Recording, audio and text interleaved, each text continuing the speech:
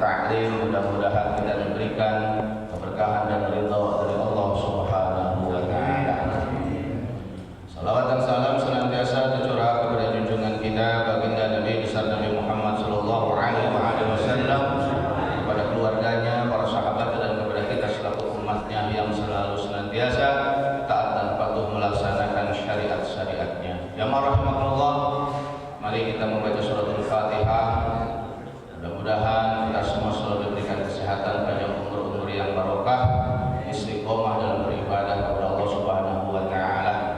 Juga senantiasa anak-anak kita yang sedang dalam belajar senantiasa mudah-mudahan diberikan kecerdasan, kemampuan berpikir, dapat menuntut ilmu dan ilmu yang bermanfaat, menjadi anak yang soleh dan solehah, dan keluarga kita menjadi keluarga yang sakinah, mawaddah, warahmah.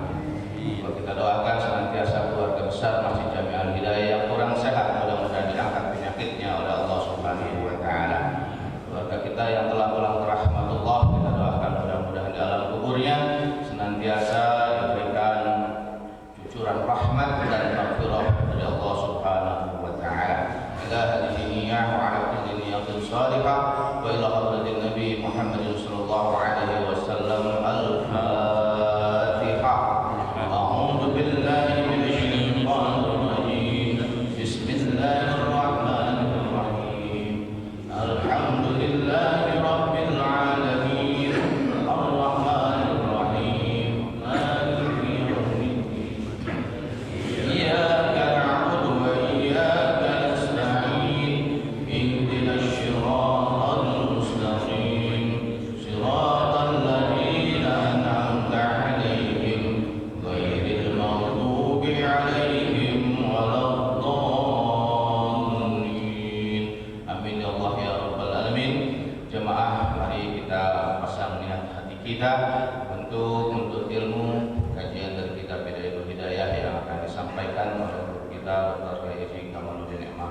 Kami persilakan.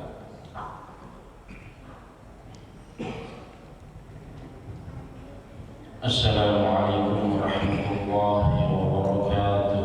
Waalaikumsalam warahmatullahi wabarakatuh. Alhamdulillah. Alladzi nasta'inuhu wa nastaghfiruh wa na'udzu billahi min shururi anfusina wa min sayyiati a'malina. من يهد الله فلا مضل له ومن يضلل فلا هادي له. أشهد أن لا إله إلا الله وحده لا شريك له وأشهد أن محمدا عبده ورسوله لا نبي بعده. اللهم صل وسلم وبارك على سيدنا محمد وعلى ashabihi ajma'in, amma ba'du. Para hadirin jamaah Masjid Al-Hidayah yang dimuliakan Allah Subhanahu wa taala, wabil khusus yang sama-sama kita hormati Ketua DKM Masjid Al-Hidayah Dr. Andes Haji Al-Ustaz Maryadi MM yang kita hormati beserta seluruh jajarannya, para tokoh masyarakat, para guru, para ustaz, para hujjaj, hadirin wal hadirat, bapak-bapak, ibu-ibu yang dimuliakan Allah Subhanahu wa taala. Puji dan syukur mari sama-sama kita panjatkan kehadirat Allah Subhanahu wa taala. Salawat dan salam semoga tercurahkan pada baginda Nabi besar kita Nabi Muhammad sallallahu alaihi wasallam. Pada pagi hari ini kita lanjutkan kajian kitab Bidayatul Hidayah, melanjutkan minggu yang lalu, yaitu halaman 90 baris kedua dari atas.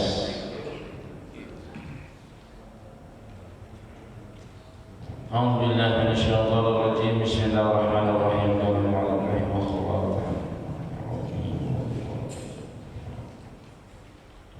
Wa'lam anna hadhihi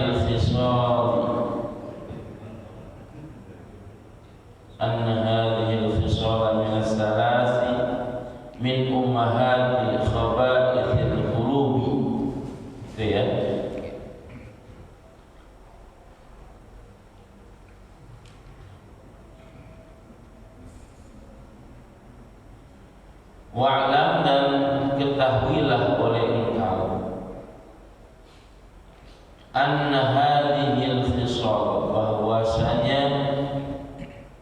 sifat-sifat ini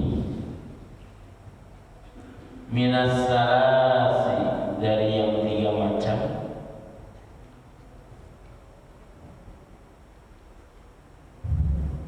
min ummahati khaba'ithil qulub, termasuk ummahat. Ummahat itu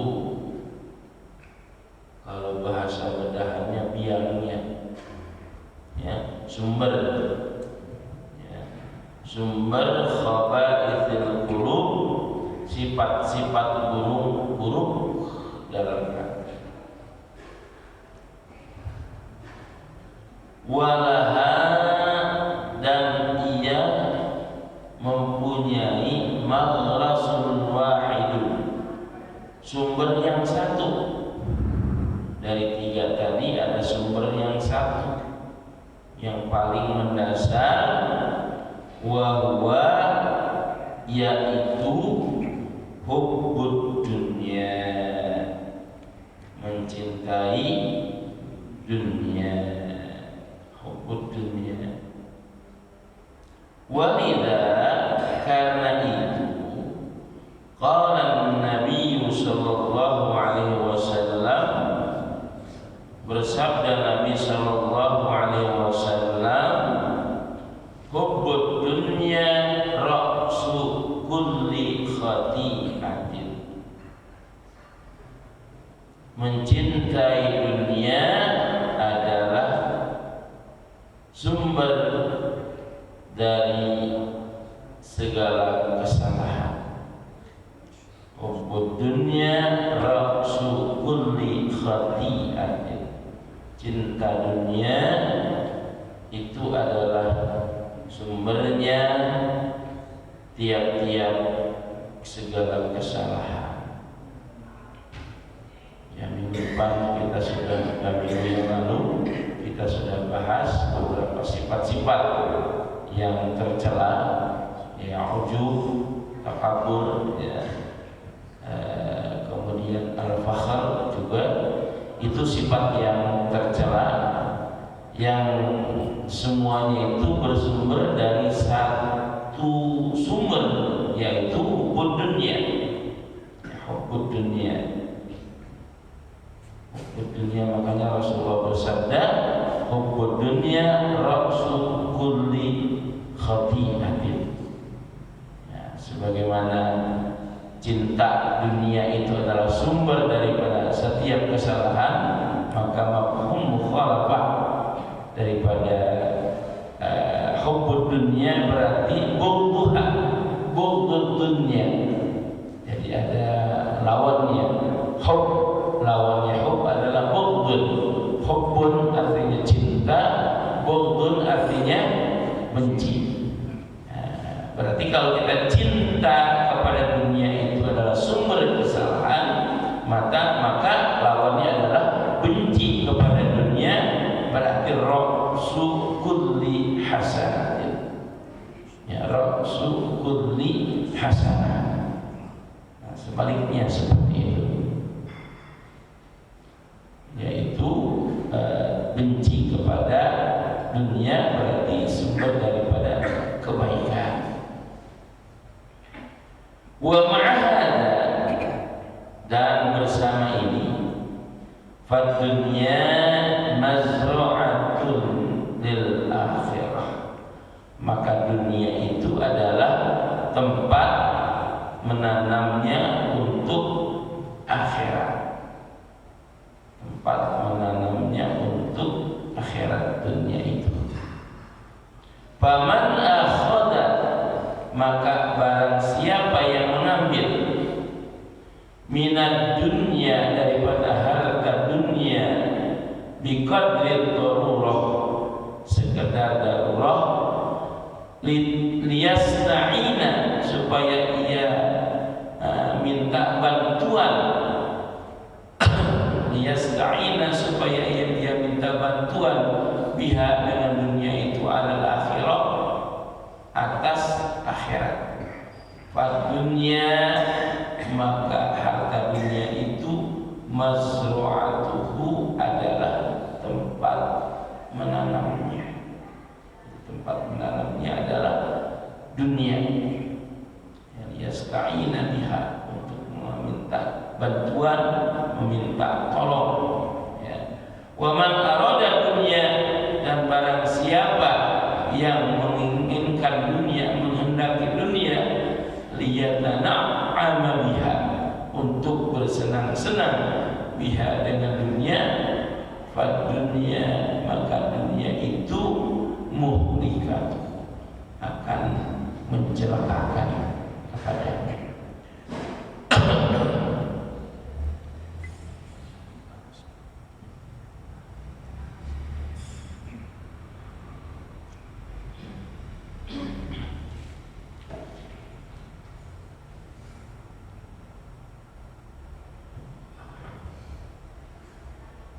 Jadi kita perhatikan dalam kitab ini memang luar biasa,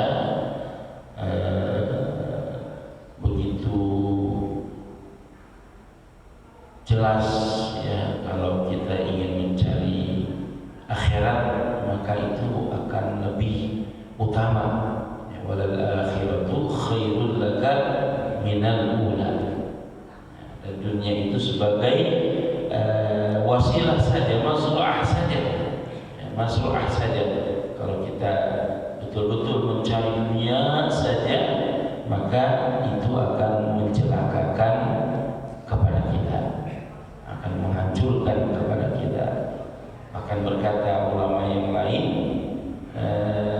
qala ba'duhum talabul kasab lazimun, usaha itu adalah sesuatu yang mesti, dan itu menjadi beberapa bagian, arba'atu anwa, kata musannif di sini dikatakan ada yang fardun, ada yang dikatakan mustahab, ya. Kemudian juga ada yang mubah dan ada yang haram. Usaha itu mana yang dikatakan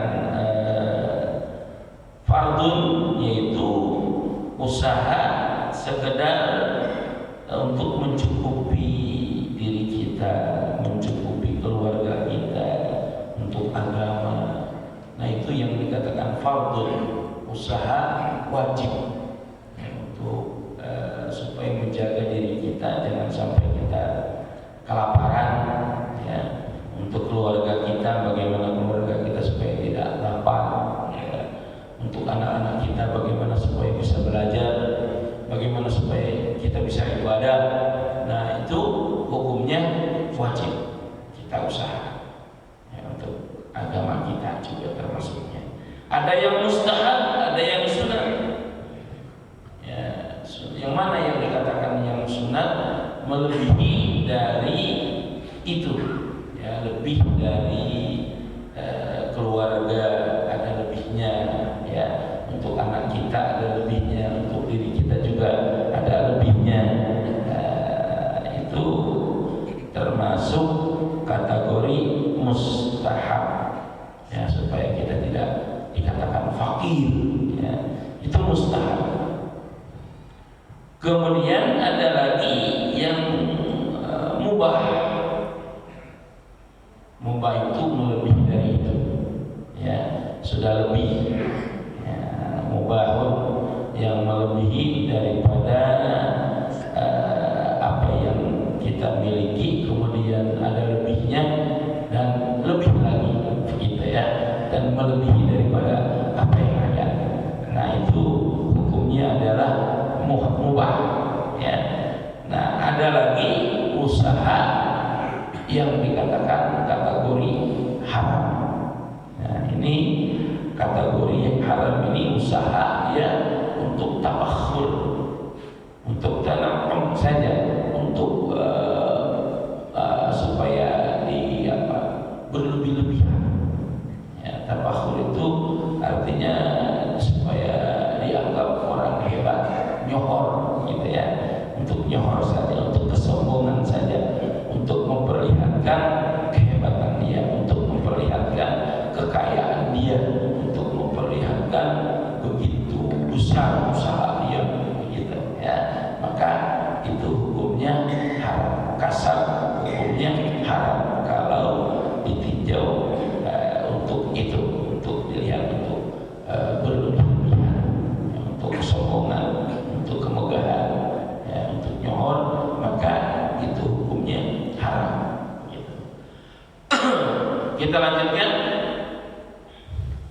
Fahadihi, maka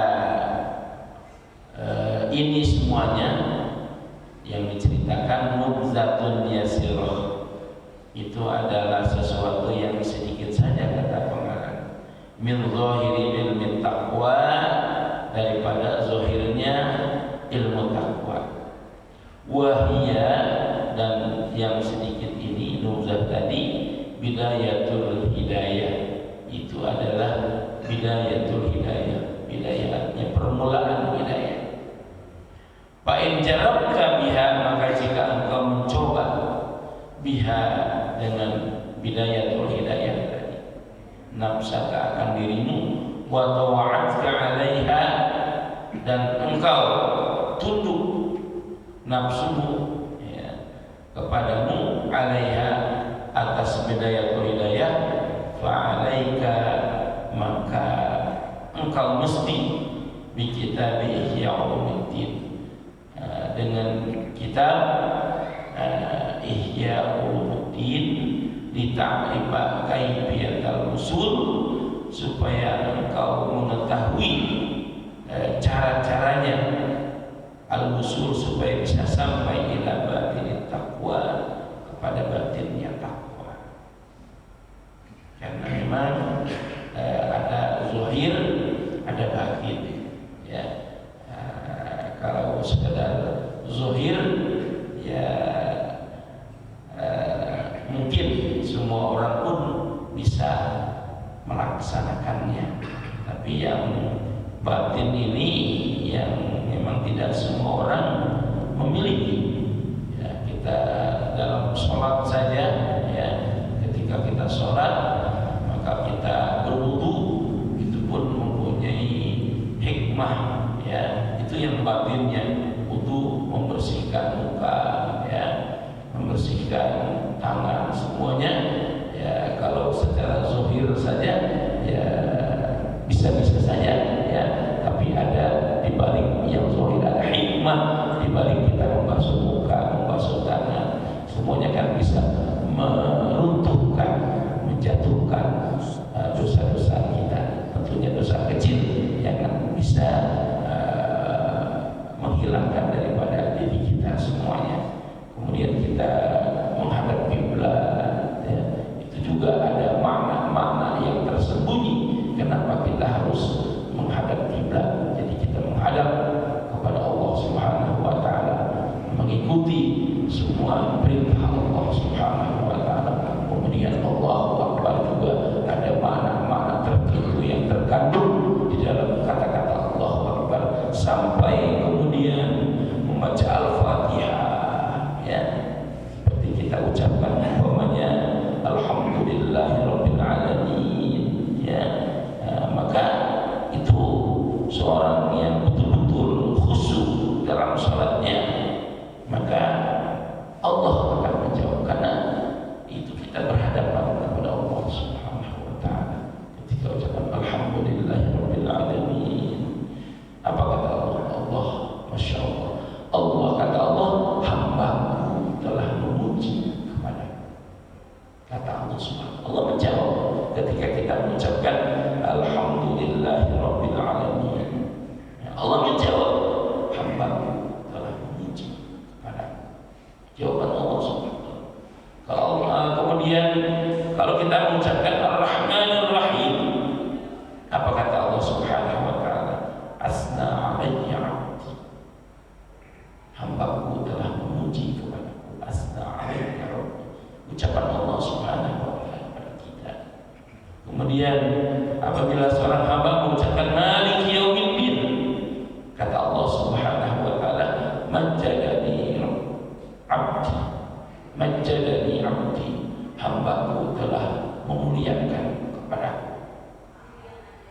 Kalau kita ucapkan iyyaka na'budu wa iyyaka nasta'in, hadza baini wa baina 'abdi wa li 'abdi ma sa'a, kata Allah Subhanahu wa taala, ini hamba-Ku di antara hamba-Ku dan Aku, maka dia dipersilahkan apa yang dia mau minta. Jadi apapun yang dia minta, maka diserahkan kepada hambanya yang telah memuji kepada Allah Subhanahu wa Ta'ala.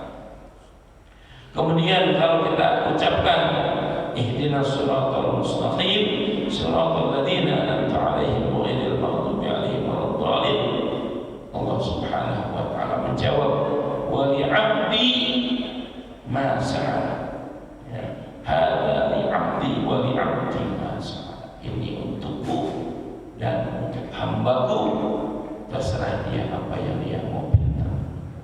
Jadi Allah Subhanahu wa Ta'ala memberikan kelonggaran, ya, keluasan untuk hambanya, ya, ketika dia sholat. Jadi betul-betul sholat itu memang percakapan empat mata antara seorang hamba kepada Khalik, kepada Allah Subhanahu wa Ta'ala.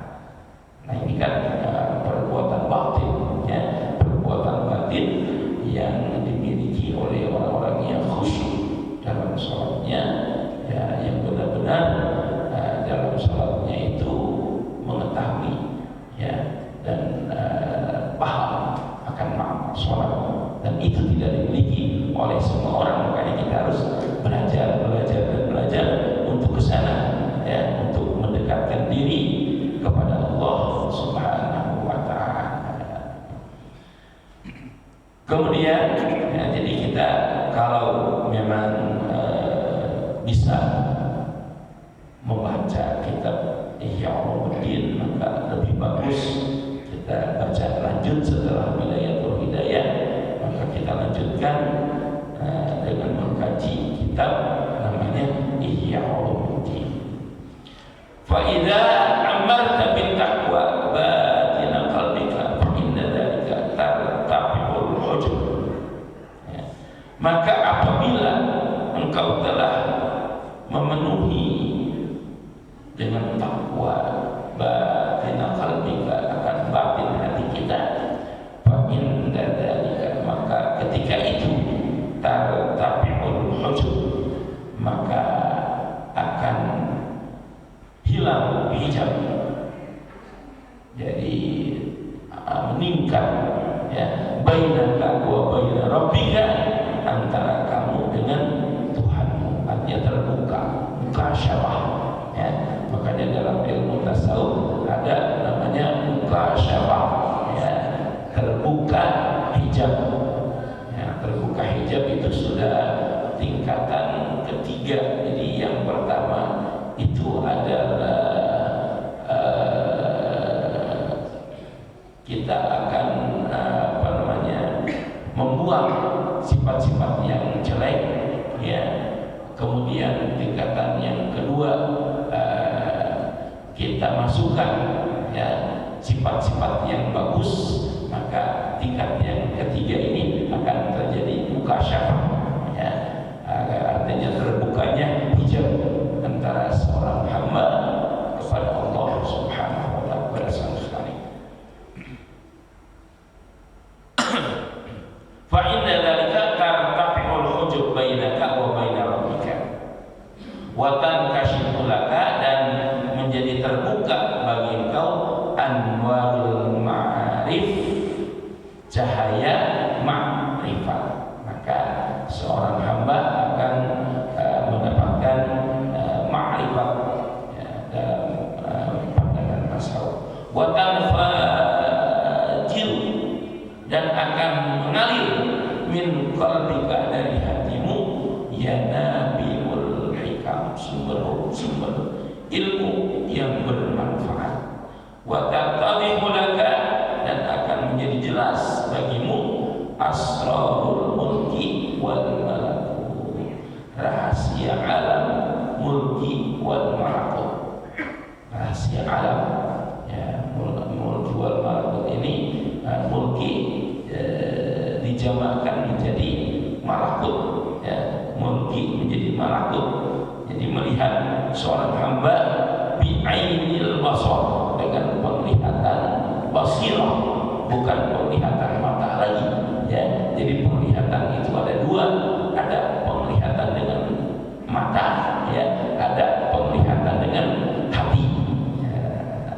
Nah, dengan hati ini, ya, bi'aini basarika, yaitu itu yang disebut dengan malakut tadi, asrarul mulki wal malakut, rahasia mulki wal malakut, penglihatan dengan kacamata hati, bukan dengan mata kepala yang ada, ya, tapi dengan hati. Wa yatayassaru laka, dan akan menjadi mudah bagi engkau minal ulum, dari berbagai ilmu, ma tastahqiru bihi, yang engkau menganggap hina atau sepele, hadhil ulum, dengan ilmu-ilmu ini, al-muhdasah, yang baru, ilmu-ilmu yang baru, allati lam yakun, yang tidak ada, laha, bagi ilmu itu zikrun, tersebut, zaman fi zaman sahabat, pada zaman-zaman sahabat radhiyallahu anhum wa tabi'in, dan para tabi'in. Jadi tidak ada ilmu-ilmu seperti sekarang, ilmu-ilmu yang baru, ya, tidak ada. Tapi pada zaman sahabat itu walaupun tidak ada, ya, memang tempat bertanya cukup, semuanya ada, ya. Apabila ada hal-hal yang tidak bisa dijawab oleh para sahabat, maka langsung ditanyakan kepada Rasulullah, ya. Tapi kita sekarang karena Rasulullah sudah tidak ada, maka banyaklah dibuat berbagai disiplin ilmu yang tidak ada pada zaman para sahabat, begitu. Wa in kunta, dan jika engkau tatlubul ilm, menuntut ilmu, minal qil wal qal, dari hasil qila wa qala, atau hasil permusuhan, mukhasamah, hasil perdebatan, ta'abaka, maka kecapean, jadi capek, ya, capek. Wa ma'azama hirmana, maka alangkah besar terhalangnya dari kebaikan. Kalau kita mencari ilmu dari hasil permusuhan, hasil perdebatan, wa khusranaka, dan kerugianmu, menjadi rugi kita, ya, tidak bermanfaat. Fa'mal, maka beramallah engkau, ya, fa'mal, maka beramallah engkau, ma syi'ta, apa yang engkau kehendaki, terserah engkau, ya, sesuatu yang engkau kehendaki. Fa inna dunya, maka sesungguhnya harta dunia, allati tatluha, yang engkau mencarinya, yang engkau tuntutnya, bidin, dengan agama, la tuslim, tidak akan menyelamatkan laka kepadamu. Wal akhiratu, dan akhirat, tuslabu minka, akan dicabut, minka, daripada. Ya, kalau kita mencari dunia saja, semata-mata dunia, nah, ini kita akan menjadi orang yang merugi dan tidak akan selamat, ya, tidak akan selamat. Tetapi paman talabat dunia bidin, ini juga, ya, barang siapa yang mencari dunia bidin, dengan agama, khasir, maka dia akan menjadi khasir, ya, merugi, jami'an, semuanya, ya, akan menjadi rugi. Wa man taraka dunya lid-din, barang siapa yang meninggalkan dunia lid-din, untuk agama, ramihahuma jami'an, maka ia akan untung keduanya, dunia dan akhirat, jami'an, semuanya, ya, semuanya akan untung kalau kita cari untuk akhirat. Kita tinggalkan dunia, tapi kita mencari khusus untuk akhirat, kita akan mendapatkan dua-duanya, dunia dapat, akhirat dapat.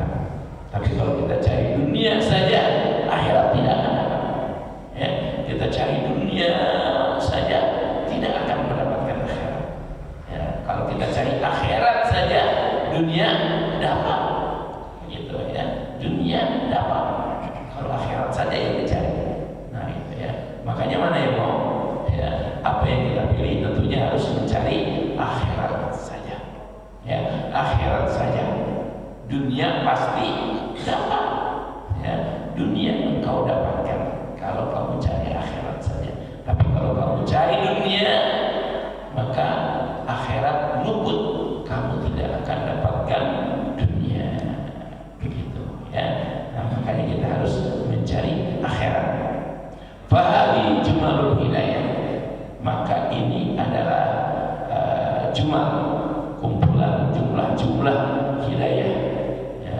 Ila bidayatil thoriq, menuju bidayah, artinya permulaan jalan, bi mu'amalika, dalam bergaul engkau ma Allah Ta'ala, bersama Allah Subhanahu wa Ta'ala, bi ada'i awamirihi, dengan melakukan, dengan melaksanakan perintah-perintahnya, wajtinabi nawahihi, dan menjauhkan segala larangan-larangannya. Sudah 10 menit lagi ya. Satu baris lagi. Wa usyiru, dan aku akan tunjukkan alaika kepada kalian sekarang, bijumalin, dengan beberapa jumlah, minal adabi, dari beberapa adab, litu akhidah, supaya engkau mengambilnya, nafsaka, untuk diri engkau, biha, dengannya, bimukhalatika, di dalam pergaulanmu, ma'ibadillahi ta'ala, bersama hamba Allah Subhanahu wa ta'ala, wa sohbatika, dan persahabatan engkau, ma'hum, bersama mereka, di dunia, di dalam dunia. Nanti kita lanjutkan beberapa adab-adab ya, adab-adab bergaul dengan teman, adab bergaul dengan sahabat ya, termasuk adab bergaul kepada Allah Subhanahu wa ta'ala. Nanti akan kita lanjutkan minggu-minggu berikutnya sebelum Ramadan ya, sebelum Ramadan insyaallah. Warahmatullahi mohon maaf, billahi taufiq wal hidayah. Wassalamualaikum warahmatullahi wabarakatuh. Waalaikumsalam warahmatullahi wabarakatuh. Jamaah rahimahullah, demikian tadi kajian dari kitab Al Hidayah, yang maknanya adalah memposisikan diri kita ya, memposisikan diri kita di dunia ya, dan juga akhirat. Mau kemana kita sebenarnya? Kalau kita ngejar dunia, akhirat nggak dapat. Kalau ngejar akhirat, insya Allah dunia dapat. Jadi pandai-pandailah memposisikan diri kita ya, dalam pergaulan dengan sesama, juga insya Allah tentunya pergaulan dengan Allah Subhanahu wa Ta'ala. Jamaah rahimahullah, alhamdulillah dari pagi ini kita juga dihadiri oleh guru kita Haji Muhammad Gufron ya. Selamat datang ya. Jamaah rahimahullah, sebagaimana biasa di sesi kedua setelah pengkajian atau pencerahan dari kitab ini oleh guru kita, mungkin ada hal-hal yang belum dipahami atau kurang dipahami. Oleh karenanya kami mempersilahkan kepada jamaah untuk bertanya. Ya, silakan. Ya, silakan Pak. Ya. Ya. Assalamualaikum warahmatullahi wabarakatuh. Waalaikumsalam warahmatullahi wabarakatuh. Maaf, saya kelihatan malam kalau banyak penanya. Kelihatan dulunya. Saya ingin menjelaskan bagaimana kita memanage batin ini, selalu terhubung dengan Allah di samping sholat. Karena memang kalau sholat berat, saya biasanya harus terhubung. Tapi di lain sholat sebenarnya harusnya terhubung juga, agar kelakuan kita terbimbing terus ke arah kebaikan. Adakah cara-cara atau semacam latihan untuk mengenali ini? Sekian dan jazakallahu. Assalamualaikum warahmatullahi wabarakatuh. Waalaikumsalam warahmatullahi wabarakatuh. Ya, terima kasih pertanyaannya. Ya, bagaimana menata hati kita agar selalu terhubung dengan Allah. Gitu ya, kira-kira. Gitu. Ya, silakan. Baik, pertanyaan luar biasa ya. Sebetulnya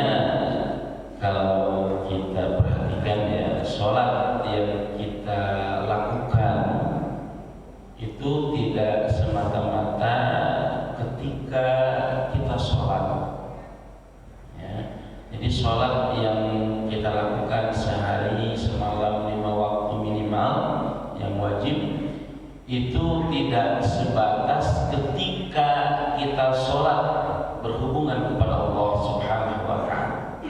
Kita ucapkan Allahu Akbar, ya, kemudian Allah Maha Besar kan artinya, lalu kemudian di luar kita mengecilkan Allah Subhanahu wa Ta'ala.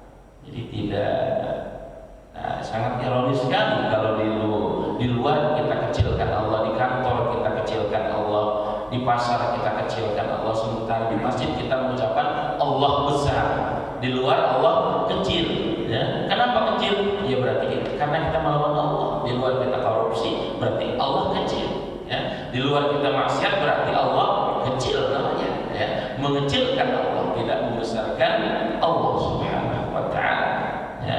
Di sini kita kan di dalam masjid kita membesarkan Allah, kita mengucapkan inna sholati wa nusuki wa mahyaya wa mamati, ya, sholatku, matiku, hidupku semuanya untuk Allah Subhanahu wa Ta'ala. Nah itu kita bawa keluar sholat, jangan hanya ketika sholat, ya. Kalau kita sudah janji kan sholatku, matiku, hidupku semuanya untuk Allah. Tapi kalau di luar, ya, masih kita lakukan hal-hal yang menyimpang, ya, sholatku, hidupku, matiku untuk Allah. Tapi di luar sholatku, matiku, hidupku bukan untuk Allah, tapi untuk kedudukan, untuk jabatan, ya, untuk mencari materi. Ini kan jadi kata-kata itu palsu. Ya, ucapannya berarti palsu.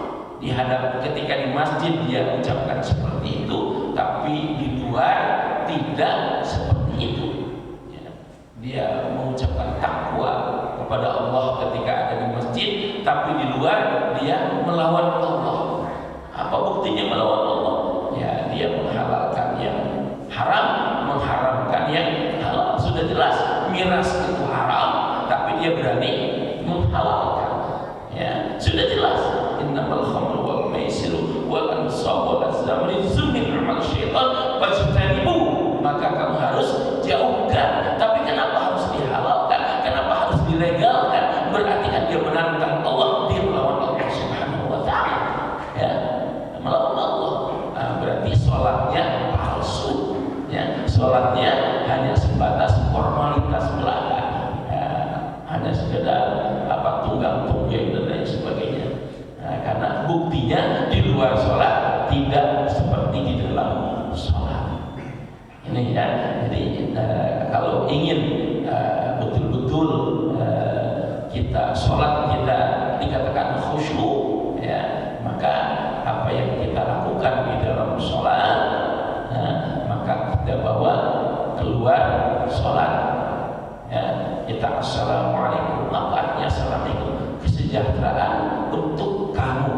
Ya, di luar kita tidak mensejahterakan.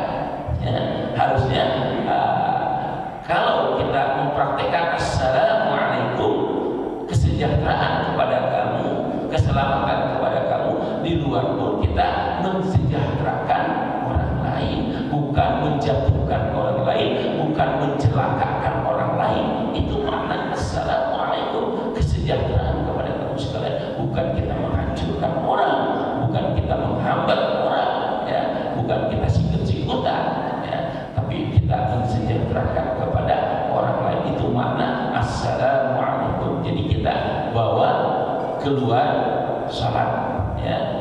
Sholat kita itu yang dikatakan sholat yang khusyuk, ya, sholat yang khusyuk.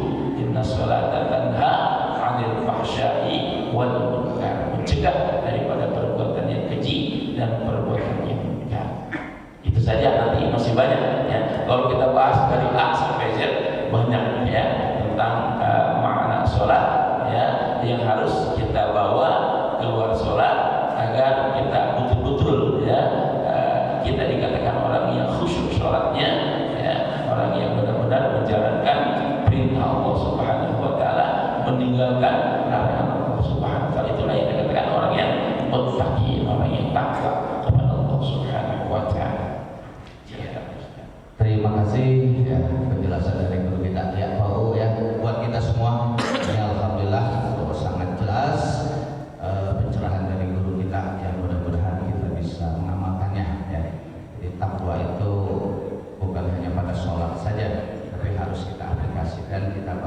komitmen kita kepada Allah dimanapun kita berada. Jamaah rahimahullah, untuk pertanyaan berikutnya ya Pak Subhan, silakan Pak Subhan. Ya, Assalamualaikum warahmatullahi wabarakatuh.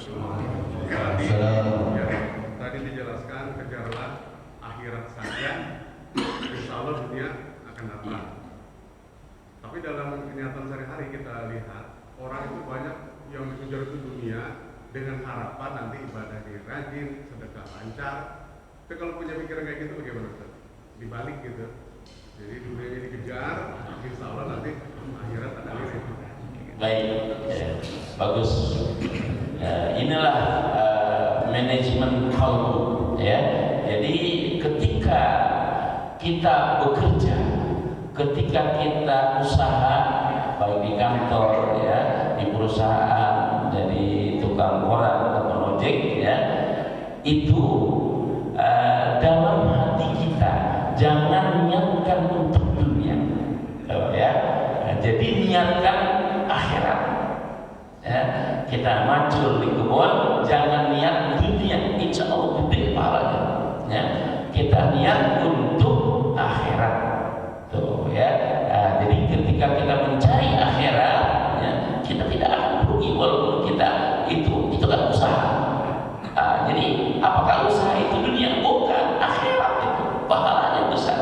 Ya, pahalanya besar kita berusaha untuk menghidupkan anak kita, menghidupkan istri kita, itu adalah akhiratnya. Konsepnya yang harus dirubah, ya, mindsetnya harus kita rubah. Hidup kita ini bukan untuk dunia, ya, hidup kita ini untuk akhirat, ya, sekolah, kuliah untuk akhirat, kerja untuk akhirat, semuanya untuk akhirat. Jangan diniatkan untuk dunia, ya, kita niatkan untuk akhirat, begitu caranya, ya. Tapi kalau kita niatkan untuk dunia, walaupun ngaji kan secara kasar mata akhirat, tapi kalau niatnya dunia, nilainya dunia, ini nilainya dunia, ya. Ngaji itu nilainya dunia kalau diniatkan untuk dunia, ya, begitu, ya. Jadi tidak, makanya konsep niat dulu. Innamal a'malu binniyat paling penting. Innamal a'malu binniyat paling penting. Jadi kalau kita siap-siap ke kantor, ya, berangkat, nah itu baca bismillah segala macam, kita berdoa, kita zikir, nah, kita niat akhirat. Kita niat subhanallah walhamdulillah wala ilaha illallah wallahu akbar, kan enak, ya. Pahalanya gede, ya. Udah dapat pahala, dapat rezeki, nanti singkongnya kayak paha gedenya, yang begitu, ya. Nah, itu jadi luar biasa, ya, luar biasa kalau kita niatkan untuk akhirat. Makanya tidak ada perintah-perintah yang menekankan untuk dunia, baik Al-Quran maupun Al-Hadis bisa disampaikan di sini kalau memang ada, ya, perintah untuk menekankan dunia tidak ada. Kadang-kadang ada tapi salah tafsir. Wabtaghi fima ataqallahu darul akhirah wa la tansa nasibaka minad dunya. Itu ayatnya biasanya dibuka Ustaz. Lihat. Nah, wabtaghi tekanannya di mana? Stresnya di mana? Wabtaghi cari, ya. Wabtaghi fima ataqallahu darul akhirah, disuruh cari. Dunia cari, wa la tansa nasibaka. Wala, cuma jangan lupa saja. Wala tansa nasibaka minad dunya. Kan Rabbana atina fid dunya hasanah wa fil akhirati hasanah. Dunia hasanah, arti hasanah itu apa? Tidak ngerti hasanah. Dikiranya hasanah itu kaya, dikiranya hasanah itu punya jabatan, dikiranya hasanah itu punya, bukan. Tidak semua orang punya jabatan itu hasanah, tidak semua orang punya kedudukan itu hasanah, tidak semua orang kaya itu hasanah, belum tentu. Relatif, ya, relatif. Jadi orang salah tafsir, di dunia hasanah kaya, akhirat hasanah juga, belum tentu, ya. Dunia hasanah itu dunia yang digunakan untuk ibadah. Dia kaya tapi rajin ibadah, dia kaya tapi rajin sedekah, itu namanya hasanah, begitu, ya. Jadi relatif hasanah itu, begitu, ya.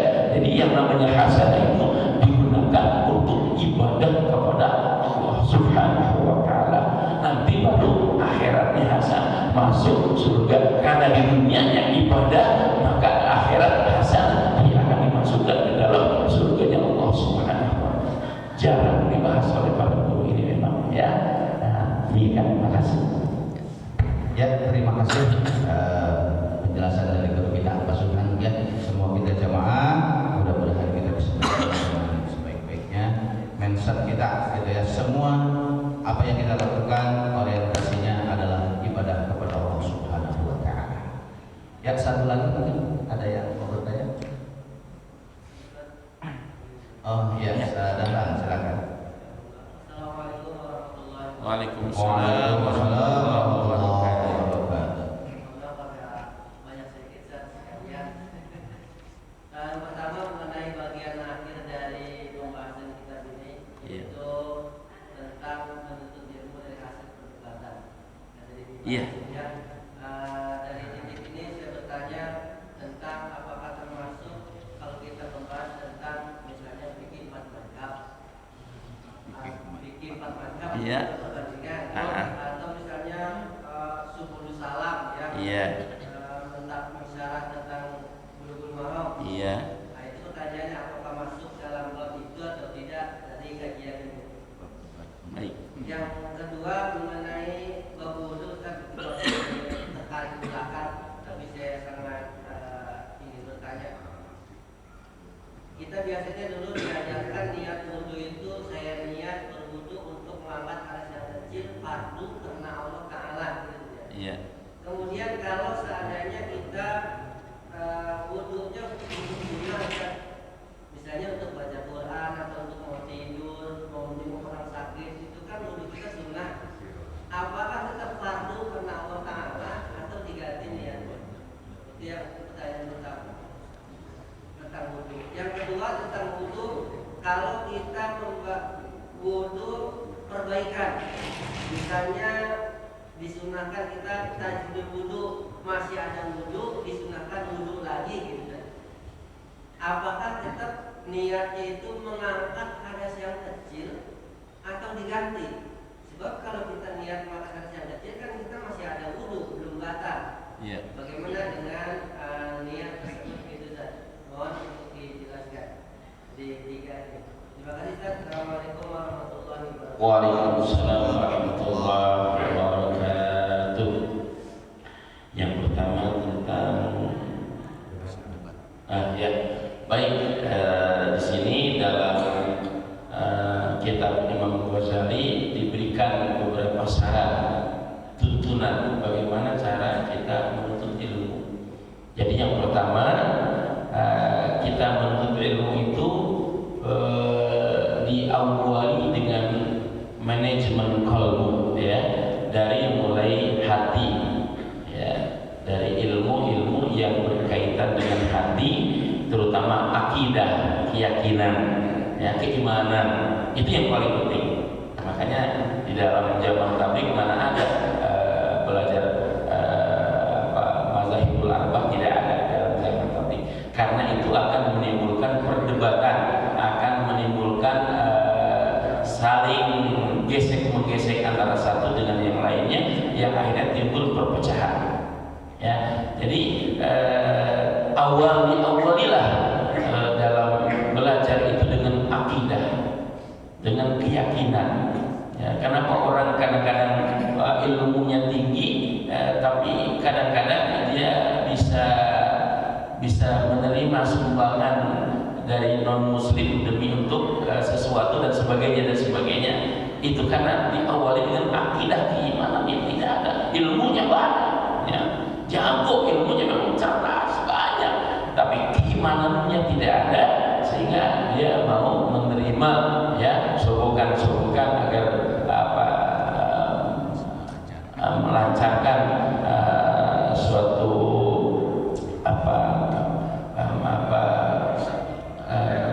program, gitu, melancarkan program, akhirnya dikasih duit karena memang ini kayak keyakinan, ya, sangat penting. Ini penting sekali, ya, saya sampaikan karena akidah. Makanya kalau kita mau mengajar, ya, pelajari dulu akidah, keyakinan, keimanan kepada Allah Subhanahu wa taala, keimanan. Jangan lalu kemudian belajar fikih mazhabul arba'ah ya, kemudian 10 salam dan lain-lain. Bukan berarti tidak boleh ya, bukan berarti tidak boleh, artinya ini tahapan-tahapan dalam menuntut ilmu. Nanti kalau imannya sudah kuat, akidahnya sudah kuat ya, sudah mantap, silahkan ya belajar mazhabul arba'ah ya. Ini boleh, silahkan ya, supaya memperdalam ilmu, jangan picik ya. Nah, sekarang kan orang picik, kalau kita satu Imam Syafi'i saja, nanti ketika kita mendengar Imam Hambali, Imam Malik, lalu kemudian kita kafirkan ya. Nah, itu luar apa? Di luar Ahlussunnah wal Jamaah, itu luar, bukan kelompok kita itu ya. Nah, itu kenapa? Karena berawal dari kepicikan ya, karena tidak belajar mazhabul arba'ah, tidak belajar 10 salat dan sebagainya, maka akhirnya cepat dia membid'ahkan, dia cepat mengkafirkan karena picik ilmunya ya, tidak cuma situ saja ilmunya. Nah, jadi bukan tidak boleh ya, bukan tidak boleh, artinya boleh, silahkan sedalam-dalamnya pelajari, tapi diawali dengan bagaimana keyakinan ya, dimanage dulu hatinya ya, dengan tasawuf, baru kita pelajari yang lain. Itu caranya. Kemudian pelajaran berikutnya 3 pertanyaan ya, saya singkat, semuanya boleh-boleh saja ya, tidak ada masalah ya, walaupun itu kita memperbaharui dan sebagainya, niatnya sama saja ya, niatnya sama saja ya, sama, walaupun kita mau mandi junub juga akan wudu junub ya, mau mandi junub kita disunahkan untuk wudu dulu ya. Jadi supaya apa? Supaya badan panasnya itu tidak kaget ketika kena air ya. Kalau dalam ilmu kesehatan kan punya katanya mulai dari apa, jangan langsung kepala katanya. Islam sudah lebih awal mengajarkan itu. Buktinya lebih dulu wudu, artinya kita nggak kaget ketika mandi, nggak langsung dingin teraminnya ya, jadi nggak kaget ya, badan kita nggak langsung dingin, bahkan katanya bisa kaget, bisa meninggal orang gara-gara kaget kedinginan mandi junub gara-garanya. Itu karena aturannya tidak ada ya, disunahkan dulu untuk berwudu dulu, baru kemudian kita mandi. Kalau udah wudu udah nggak kaget lagi, kan udah tersentuh semuanya, tangan sudah tersentuh, kaki semuanya sudah, jadi tidak kaget lagi ketika mendapatkan air yang dingin, begitu ya. Jadi sama saja, tidak ada masalah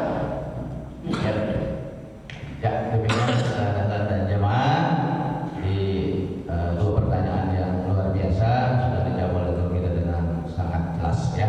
Mudah-mudahan kajian kita pada pagi ini ya menambah ilmu pengetahuan buat kita sebagai pencerahan dan menjadi ilmu yang bermanfaat. Demikian ya rahmatullah, mari